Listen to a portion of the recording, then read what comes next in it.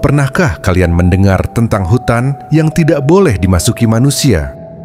Tempat di mana mereka yang masuk mungkin tak akan pernah kembali? Inilah kisah nyata yang terjadi di Alas Purwo, hutan paling angker di Indonesia. Dan bagi yang tak percaya, silakan dengarkan sampai akhir. Kisah angker Alas Purwo. Raka, seorang jurnalis muda berusia 27 tahun, selalu tertarik pada kisah-kisah mistis yang belum terungkap. Dalam pekerjaannya, ia kerap memburu cerita-cerita yang dianggap mitos untuk membuktikan kebenarannya. Suatu hari, ia mendengar desas-desus tentang Alas Purwo, hutan yang dikenal sebagai tempat paling angker di Jawa Timur. Konon, siapapun yang masuk tanpa izin akan tersesat atau bahkan menghilang tanpa jejak. Keingintahuan Raka semakin besar setelah mendengar kisah dari seorang narasumber di sebuah warung kopi di Banyuwangi. Lelaki tua itu bercerita tentang suara gamelan yang sering terdengar dari dalam hutan, juga penampakan makhluk gaib yang menjaga tempat tersebut. Hutan itu bukan sekadar tempat biasa, nak. Itu kerajaan lelembut, ujar lelaki tua itu dengan suara bergetar. Alih-alih merasa takut, Raka justru semakin tertarik. Ia yakin ada sesuatu yang lebih dari sekadar mitos.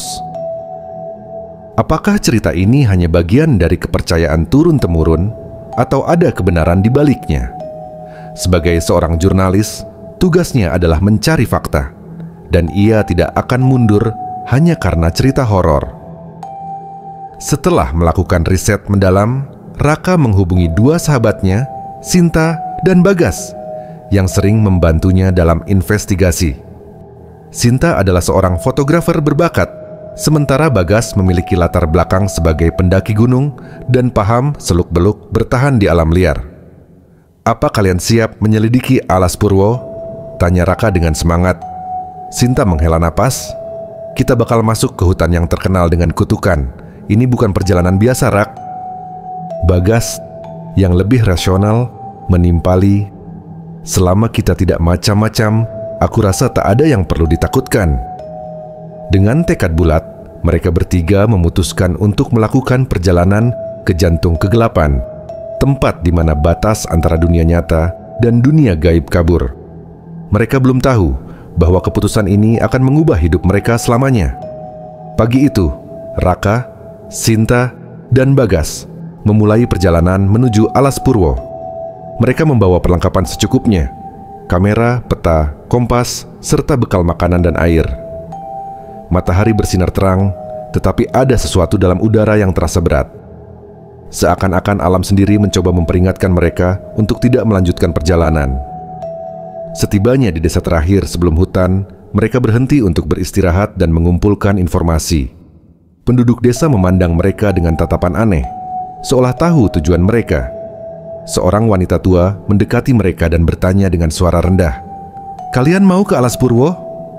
Raka mengangguk. "Kami ingin menyelidiki kisah-kisah di sana." Wanita itu menghela napas panjang. Banyak yang masuk, sedikit yang kembali. Sinta menelan ludah. "Memangnya ada apa di dalam sana, Bu?" Si ibu menatap mereka lekat-lekat sebelum berbisik. "Bukan hanya hutan. Itu tempat mereka. Para penjaga yang tak terlihat." Bagas mencoba tetap tenang. "Kami tidak bermaksud mengganggu, hanya ingin melihat." Si ibu menggeleng. Banyak yang berkata begitu. Tapi begitu masuk, mereka tersesat, mendengar suara-suara aneh, atau melihat bayangan yang mengikuti mereka. Meski peringatan itu menggetarkan hati, Raka tetap teguh pada niatnya. Setelah berpamitan dengan warga, mereka melanjutkan perjalanan. Saat memasuki gerbang hutan, udara tiba-tiba berubah. Angin berhenti berhembus dan suara burung menghilang. Hanya ada kesunyian yang mencekam. "Kita benar-benar masuk ke dunia lain," bisik Sinta. Mereka melangkah lebih dalam, tidak menyadari bahwa sesuatu sudah mengawasi mereka dari balik pepohonan. Raka, Sinta, dan Bagas berdiri di depan gerbang Alas Purwo, sebuah jalur sempit yang diapit pohon-pohon raksasa. Cahaya matahari terasa, enggan menembus celah dedaunan yang lebat. Ada sesuatu dalam udara yang membuat bulu kuduk mereka berdiri. Sinta menggenggam kamera dengan erat, matanya meneliti sekitar. Tempat ini seperti menyerap suara. Benar saja, tidak ada angin, tidak ada nyanyian burung, tidak ada gemerisik daun, hanya sunyi. Sunyi yang menyesakkan. Bagas, yang biasanya tenang, mengusap tengkuknya dengan gelisah. Kita masuk atau tidak? Raka menelan ludah. Ia bisa merasakan tatapan tak terlihat dari dalam hutan. Bukan tatapan biasa, tetapi sesuatu yang terasa asing dan berat. Kita sudah sejauh ini, tidak mungkin mundur, ucapnya. Dengan langkah mantap, Raka melewati gerbang itu lebih dulu, diikuti Sinta dan Bagas. Begitu mereka masuk, suasana langsung berubah. Udara menjadi lebih dingin, aroma tanah bercampur dengan sesuatu yang asing, seperti dupa yang baru dipadamkan. Mereka berjalan perlahan, menyusuri jalan setapak yang nyaris tertutup akar pohon. Beberapa kali Sinta menoleh ke belakang, merasa seakan ada yang mengikuti mereka. "Kalian dengar sesuatu?" bisik Sinta. Raka dan Bagas berhenti. Mereka memasang telinga, tetapi hanya ada keheningan. Namun, di kejauhan, samar-samar terdengar suara gamelan. Bukan suara yang keras, tetapi cukup jelas untuk membuat dada mereka berdebar. "Itu suara gamelan," ujar Raka pelan. Bagas menegakkan tubuhnya. "Mungkin ada ritual di dalam." Sinta menggeleng. "Tidak mungkin. Ini hutan liar, bukan tempat wisata." Tiba-tiba, ranting di samping mereka patah dengan keras, seakan ada yang melangkah. Sinta menyorotkan senter, tetapi tidak ada siapa-siapa. Hanya bayangan pohon yang bergoyang perlahan. "Kita lanjut," kata Raka. Ia berusaha menenangkan dirinya, tapi jantungnya berdetak lebih cepat. Di depan, jalanan semakin gelap, seakan mereka benar-benar melangkah ke dunia lain. Mereka berjalan semakin jauh ke dalam alas purwo. Udara semakin berat, dan suara gamelan yang tadi terdengar mulai menghilang, digantikan oleh keheningan yang mencekam. Tiba-tiba, Bagas berhenti dan mengangkat tangannya. "Tunggu, lihat ini." Di tanah ada jejak kaki, tetapi bukan jejak kaki manusia. Jejak itu lebih besar, dengan bentuk yang aneh, seperti cakar yang dalam. "Ini bukan jejak kita, kan?" tanya Sinta dengan suara bergetar. Raka berjongkok, meneliti jejak itu. Tidak mungkin ini jejak binatang biasa. Jejak itu terlihat menuju ke dalam kegelapan, ke arah yang lebih dalam dari hutan. Seolah sesuatu menuntun mereka ke tempat yang tidak seharusnya mereka datangi. Sinta mengambil foto jejak tersebut, tetapi saat melihat layar kameranya, matanya membelalak. Astaga! Di kamera ini, Bagas dan Raka mendekat. Di layar kamera, selain jejak kaki, ada bayangan hitam yang berdiri di belakang mereka. Tingginya lebih dari 2 meter, tanpa wajah, hanya berupa siluet pekat. Sinta menoleh cepat, tetapi di belakang mereka tidak ada apa-apa. "Kita harus keluar dari sini," ucap Bagas dengan nada serius. Namun, sebelum mereka bisa berbalik, angin tiba-tiba bertiup kencang. Pepohonan bergoyang dan dari balik kegelapan terdengar suara bisikan. Bisikan itu tidak berasal dari satu suara, tetapi banyak. Mereka berbisik dalam bahasa yang tidak dimengerti. Berlapis-lapis, seperti nyanyian gaib yang menghipnotis. Sinta mencengkeram lengan Raka. "Kita benar-benar tidak sendirian." Raka menarik napas dalam. Ia tahu mereka baru saja melangkah terlalu jauh. Dan kini, sesuatu atau seseorang tahu bahwa mereka ada di sini. Langkah kaki mereka semakin cepat saat suara bisikan terus mengelilingi mereka. Nafas Sinta memburu, sementara Raka berusaha tetap fokus. Namun, Bagas tampak berbeda. Ia menajamkan telinga, seolah mendengar sesuatu yang tidak didengar oleh mereka. "Bagas, kau kenapa?" tanya Raka. Bagas tidak menjawab. Matanya menerawang ke arah semak-semak di sebelah kiri mereka. Wajahnya terlihat tegang, namun ada sesuatu dalam ekspresinya, seperti seseorang yang tengah mendengarkan suara yang akrab. Lalu mereka semua mendengar itu. Suara seorang wanita, lirih dan mendayu, memanggil pelan, "Bagas! Bagas!" Suaranya lembut, nyaris seperti bisikan angin, tetapi jelas terdengar di antara kesunyian hutan. Sinta langsung menggenggam lengan Raka erat-erat. "Kau dengar itu?" bisiknya ketakutan. Raka mengangguk. Matanya memandang ke arah Bagas yang kini mulai berjalan perlahan menuju suara tersebut. "Bagas, jangan ke sana," seru Raka. Namun Bagas seakan tak mendengar. Ia melangkah semakin jauh, masuk ke dalam gelapnya pepohonan. "Bagas, berhenti!" Raka mencoba meraih bahu sahabatnya, tetapi Bagas sudah menghilang di antara pepohonan lebat. Sinta mulai panik. "Raka, kita harus cari dia. Ini buruk." Raka mengarahkan senter ke arah tempat Bagas menghilang, tapi yang terlihat hanya ranting-ranting bergerak pelan, seakan seseorang baru saja melewatinya. Tidak ada jejak kaki, tidak ada suara langkah, hanya sunyi. Sinta mulai gemetar. Bagaimana kalau dia tidak bisa kembali? Raka mengepalkan tangannya. "Aku tidak akan meninggalkannya. Kita harus menemukannya sekarang." Tanpa menunggu jawaban, Raka melangkah masuk ke dalam kegelapan, sementara Sinta ragu-ragu sebelum akhirnya mengikuti. Mereka tidak menyadari bahwa mereka bukan hanya mencari Bagas, mereka juga sedang diawasi. Raka dan Sinta terus mencari, memanggil nama Bagas berulang kali. Namun, tidak ada jawaban. Setiap langkah yang mereka ambil terasa semakin membawa mereka ke dalam kegelapan. Tiba-tiba, di depan mereka terlihat sosok seorang kakek tua berdiri di bawah pohon besar. Jubah lusuh membalut tubuhnya, dan wajahnya dipenuhi keriput. Namun, yang paling mencolok adalah tatapan matanya yang tajam, seakan mampu melihat lebih dari yang terlihat oleh manusia biasa. "Kalian harus pergi." Suara kakek itu berat dan penuh peringatan. Sinta menelan ludah. Kami kehilangan teman kami. Dia menghilang." Kakek itu menggeleng pelan. Jika dia sudah dipanggil, maka dia telah melangkah terlalu jauh. Raka maju selangkah.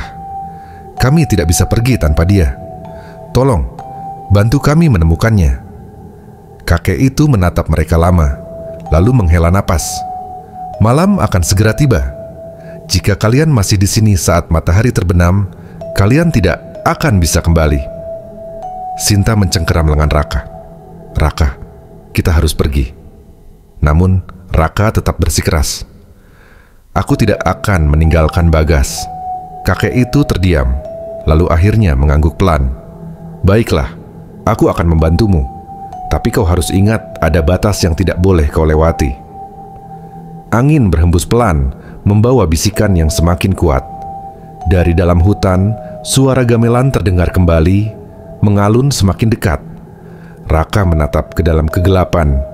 Ia tahu, untuk menemukan Bagas, ia mungkin harus melangkah lebih jauh ke dalam dunia yang tidak seharusnya ia masuki. Malam semakin pekat ketika Raka dan Sinta terus mencari jejak Bagas. Kakek misterius itu berjalan di depan mereka. Langkahnya ringan, meskipun tanah di bawah penuh akar dan bebatuan. "Jangan bersuara, kita hampir sampai," bisik si kakek. Raka dan Sinta saling berpandangan, lalu mengikuti langkahnya dengan hati-hati. Dari kejauhan, samar-samar terdengar suara nyanyian yang aneh. Bukan gamelan seperti sebelumnya, melainkan mantra-mantra dalam bahasa kuno yang tidak mereka mengerti. Mereka berjongkok di balik semak-semak, menyembunyikan diri ketika melihat sekelompok orang berjubah hitam berdiri melingkar di tengah hutan. Cahaya bulan purnama menerangi tempat itu, memperlihatkan sesuatu di tengah lingkaran mereka. Sebuah sesajen besar yang dipenuhi bunga darah, dan potongan tubuh hewan. Sinta menahan napas. Astaga, apa yang mereka lakukan? Kakek itu menghela napas pelan. Mereka sedang melakukan ritual pemanggilan. Jika kalian ingin tahu apa yang terjadi di Alas Purwo, perhatikan baik-baik. Seorang pemimpin ritual dengan jubah lebih panjang dan bertudung merah mengangkat tangannya. Suaranya dalam dan bergema di antara pepohonan. Oh, penguasa yang tak terlihat, kami datang membawa persembahan. Bukalah gerbangmu dan biarkan kami memasuki duniamu. Begitu kata-kata itu diucapkan, angin kencang tiba-tiba berhembus. Suara-suara aneh mulai terdengar. Bisikan dari segala arah, tangisan, dan suara-suara yang tidak bisa dijelaskan. Kemudian, di tengah lingkaran, tanah mulai merekah, membentuk celah gelap yang tampak tak berujung. Udara di sekitarnya bergetar, seolah ada sesuatu yang hendak keluar dari dalamnya. Raka merasakan kengerian yang belum pernah ia alami sebelumnya. Ia tahu ini bukan sekadar ritual biasa. Mereka benar-benar membuka gerbang menuju sesuatu yang lebih gelap. Lalu, tiba-tiba, seseorang di antara para perapal mantra itu mengangkat kepalanya. Mata mereka bertemu. Raka tercekat. Orang itu adalah Bagas. Raka hampir berdiri untuk berteriak, tapi kakek itu menahan bahunya dengan kuat. Jangan gegabah. Kau tidak tahu apa yang sedang terjadi. Tapi itu Bagas. Dia ada di sana. Bisik Raka dengan napas terengah. Sinta membekap mulutnya sendiri. Matanya membulat penuh ketakutan. Bagas berdiri di antara para penjubah hitam. Matanya kosong, seakan tidak menyadari kehadiran mereka. Si kakek menghela napas. Sekarang kalian mengerti. Banyak yang masuk ke Alas Purwo dan tidak pernah kembali. Bukan karena mereka tersesat. Mereka diambil. Sinta menoleh dengan ngeri. Diambil? Maksudnya? Kakek itu menatap lurus ke depan, ke arah ritual yang masih berlangsung. Alas Purwo adalah gerbang dunia gaib. Tempat ini bukan sekadar hutan biasa, tetapi perbatasan antara dunia manusia dan dunia mereka. Raka merasakan hawa dingin menjalar ke seluruh tubuhnya. Siapa mereka? Sosok-sosok yang tak kasat mata. Para penunggu. Sebagian memerintah di dunia ini, sebagian lainnya menunggu jiwa-jiwa yang tersesat. Sinta semakin pucat. Lalu, kalau Bagas ada di sana, apakah dia sudah? Kakek itu menggeleng. Belum. Dia masih di antara dua dunia. Jika kalian ingin menyelamatkannya, kalian harus melakukannya sebelum fajar tiba. Setelah itu, dia tidak akan bisa kembali. Raka mengepalkan tangannya. Ia tidak akan meninggalkan Bagas di tempat ini. Namun, sebelum mereka bisa merencanakan langkah berikutnya, sesuatu yang mengerikan terjadi.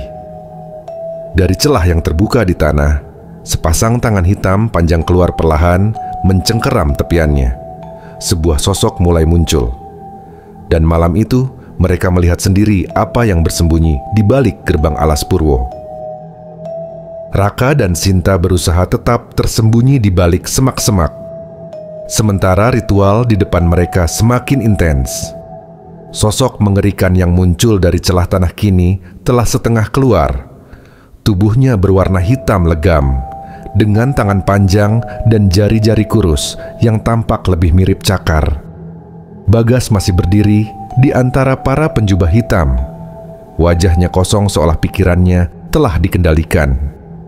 Kita harus menyelamatkannya sekarang, bisik Raka.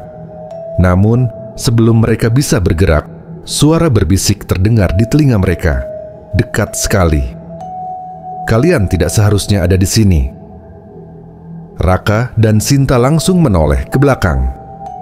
Tidak ada siapa-siapa, tetapi udara di sekitar mereka semakin dingin.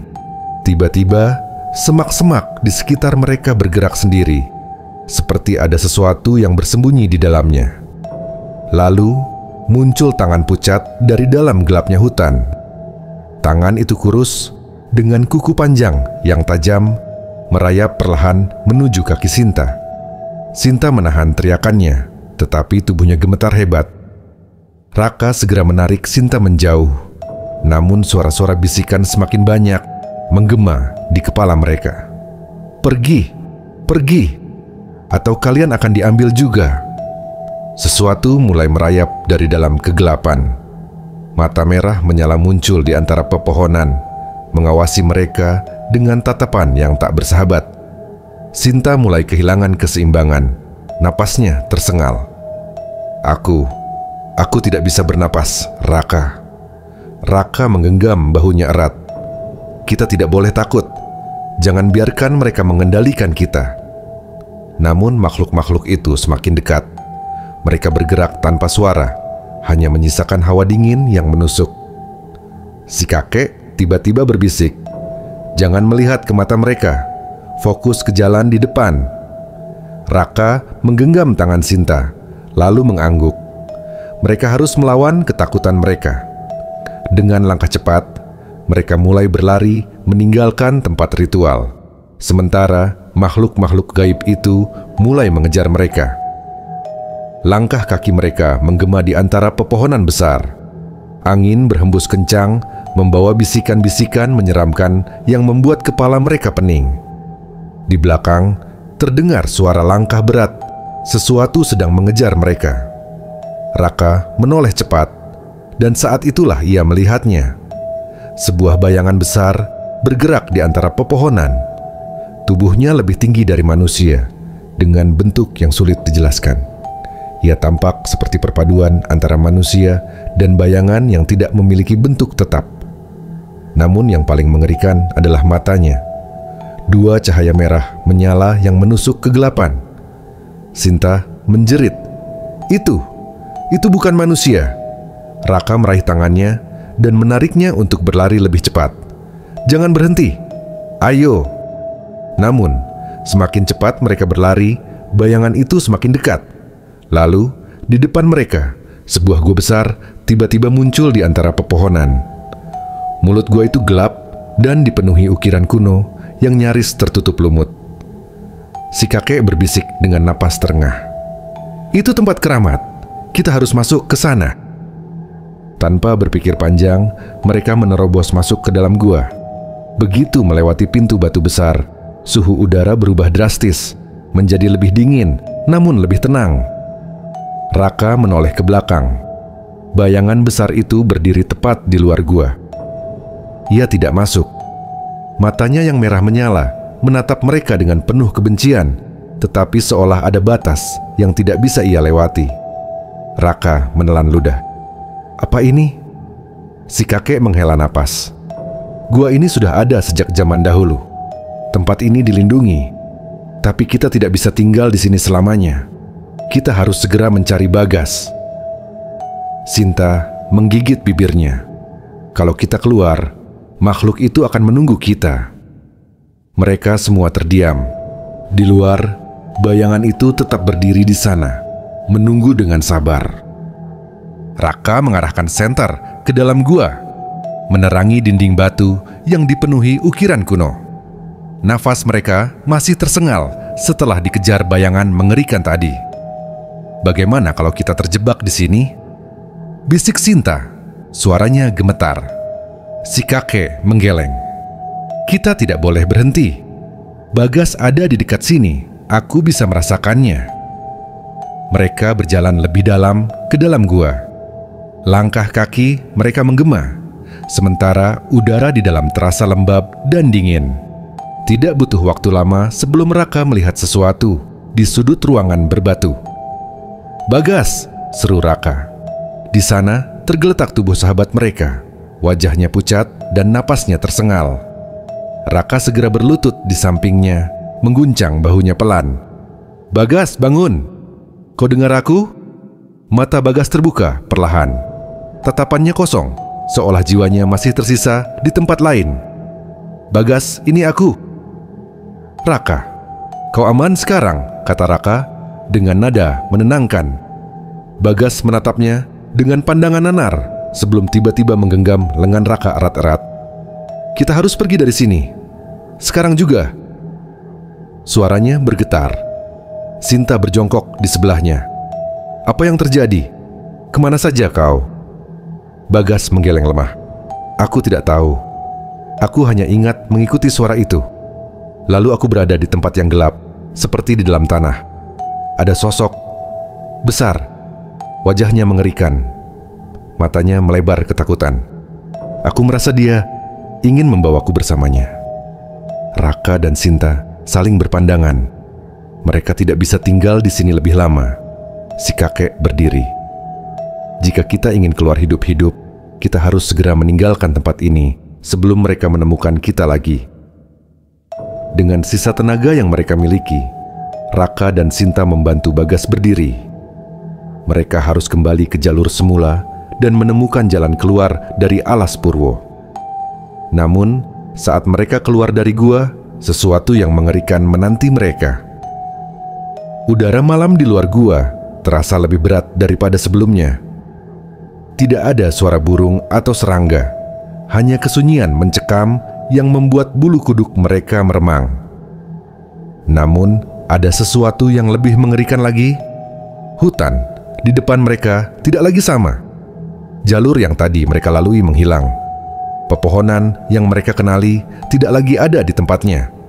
Jalan yang seharusnya mengarah keluar berubah menjadi labirin tak berujung. "Kita masuk dari arah sana, kan?" Sinta menunjuk ke belakang mereka. Suaranya bergetar. Namun yang mereka lihat hanyalah pohon-pohon raksasa yang tampaknya tidak pernah mereka lewati sebelumnya. Bagas menelan ludah. "Ini bukan hutan yang sama." Si kakek menatap ke sekitar dengan ekspresi serius.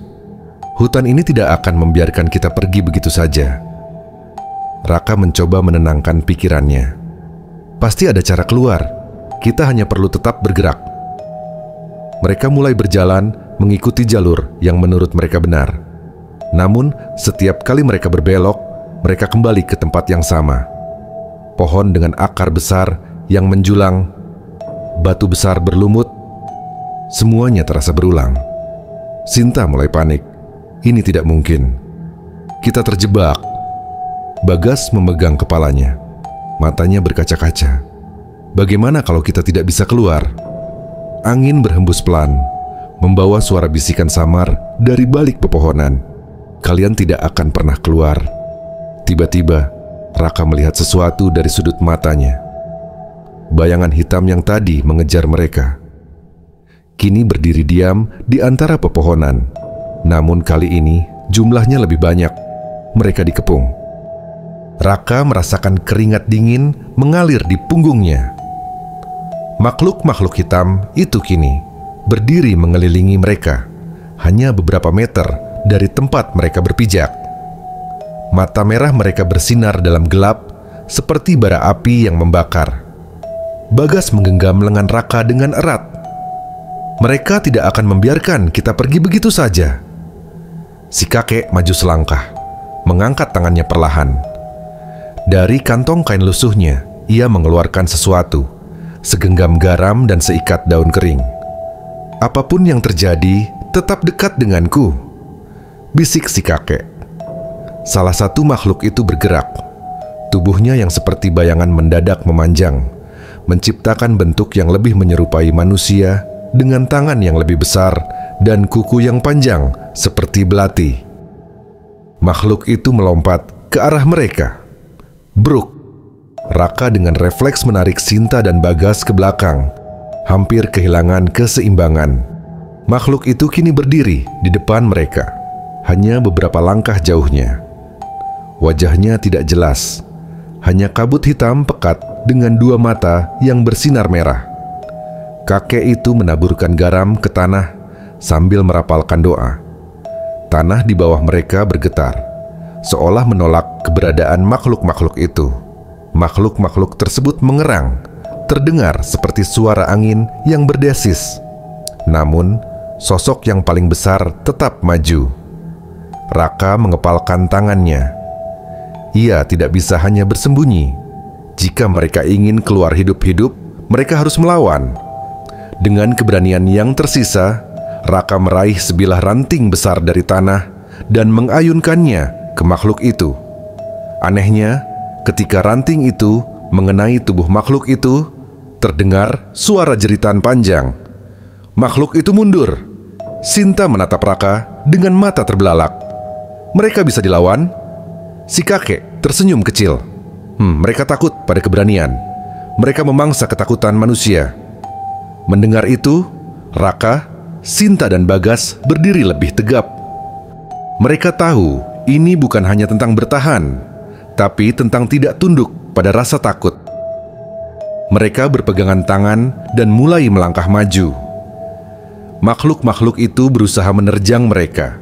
Tetapi setiap kali mereka bergerak dengan keyakinan, makhluk-makhluk itu melemah. Lalu, dengan sekali hentakan kaki, si kakek menghamburkan garam di udara. Cahaya putih tiba-tiba menyala, dan makhluk-makhluk itu menjerit sebelum akhirnya menghilang dalam kabut hitam. Jalan di depan mereka kini terbuka. Tanpa ragu, mereka segera berlari. Mereka harus keluar dari hutan ini sebelum semuanya berubah lagi. Langkah mereka semakin cepat. Napas tersengal, tubuh lelah, tetapi satu hal yang mereka yakini, mereka hampir sampai. Dari kejauhan, samar-samar terlihat sesuatu yang sangat mereka kenali. Gerbang hutan. Bagas hampir menangis. Itu dia, itu jalan keluar. Mereka mempercepat langkah, mendekati gerbang yang kini tampak lebih jelas. Udara di sekitar mulai terasa lebih ringan, seperti mereka akhirnya keluar dari cengkeraman sesuatu yang selama ini menahan mereka. Begitu melewati gerbang, Raka langsung jatuh terduduk, menatap langit yang kini tampak lebih cerah dibanding sebelumnya. Sinta terisak, sementara Bagas hanya terduduk dengan tatapan kosong. Mereka berhasil, mereka selamat.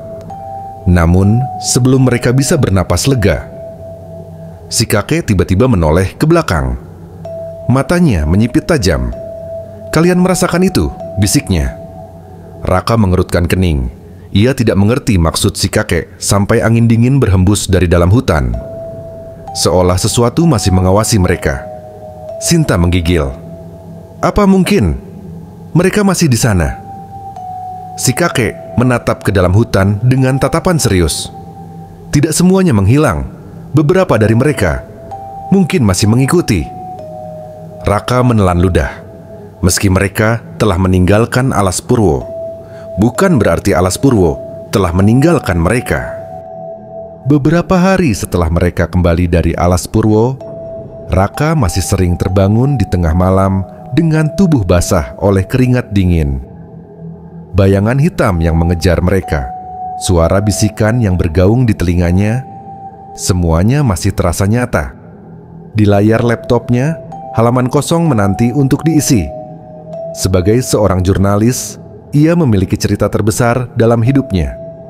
Namun, apakah ia benar-benar harus menceritakannya? Raka mengetik, menceritakan bagaimana ia, Sinta, dan Bagas menyusuri hutan yang dianggap angker.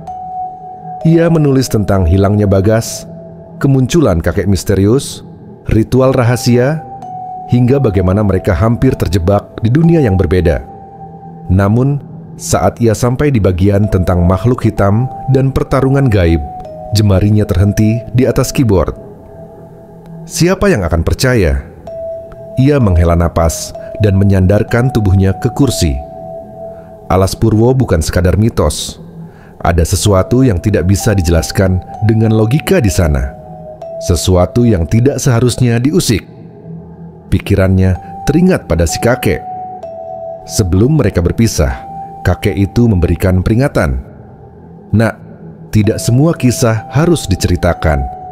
Ada hal-hal yang hanya boleh disampaikan kepada mereka yang memahami, bukan kepada dunia yang hanya ingin mencari sensasi." Saat itu, Raka menganggapnya sebagai nasihat biasa. Namun kini, setelah mengalaminya sendiri, ia mengerti maksudnya. Ia menutup laptop. Artikel itu tidak akan pernah dipublikasikan. Sebagian dari dirinya ingin berbagi kebenaran, tetapi ia tahu bahwa beberapa rahasia harus tetap tersembunyi. Sinta dan Bagas setuju. Mereka juga tidak ingin membahasnya lebih lanjut. Apapun yang terjadi di hutan itu akan tetap menjadi bagian dari mereka bertiga. dan hanya mereka bertiga. Namun satu hal yang pasti, Alas Purwo bukan sekadar legenda. Dan bagi mereka yang masih ingin mencari jawabannya, Raka hanya punya satu pesan. Jangan pernah masuk ke sana tanpa izin, atau kau mungkin tidak akan pernah keluar lagi.